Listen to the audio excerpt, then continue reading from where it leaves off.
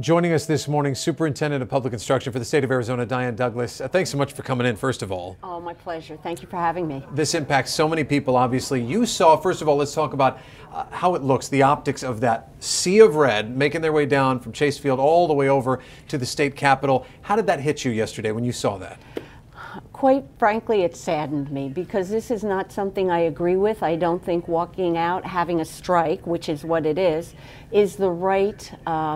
the right solution for this problem. I mean, I absolutely agree our teachers deserve to be paid better. That's what I've heard from Arizonans all across the state. But to walk out on our children, I don't think it's good. I know it's not good for our children, and I don't think it was right for the teachers either. We were just chatting. I've got kids at home who would be in school otherwise, and a lot of parents out there I know feel that same way. They're thinking, okay, in the short term, how do we resolve this to get the students back into the classroom? There are proposals out there. Obviously, there are a lot of lawmaker conversations, governor conversations with those involved in the Red for Ed movement as well. How do you see this thing moving forward to be able to resolve it, again, relatively quickly? Well, to me, the first question for the teacher should have been, are we going to accept the offer on the table? And then it's up to the governor and the legislature to work it through. And I commend them that despite the fact that the teachers voted to strike, that they're still working through on those propositions and trying to get them through. You know, we need to make sure that our teachers are in the classroom, and I continue to encourage them to go back. I know that we've had some of our viewers asking questions regarding your role over the last few years. You've done a lot of traveling in the state of Arizona. You've talked to a lot of districts, administrators, and teachers.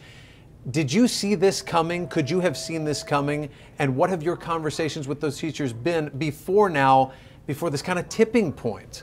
Well, they were talking about getting more pay, obviously. Even our citizens talk about getting our teachers better paid. We had a plan we released over a year ago that would have got them about an 11% increase, $5,000.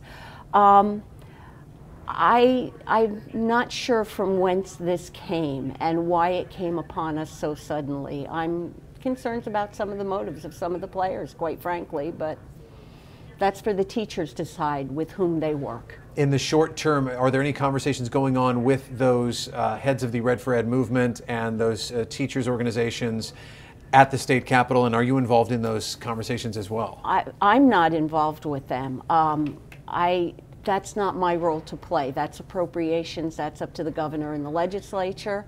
I don't know what discussions Red for Ed may be having with leadership. Certainly the teachers have a formal union.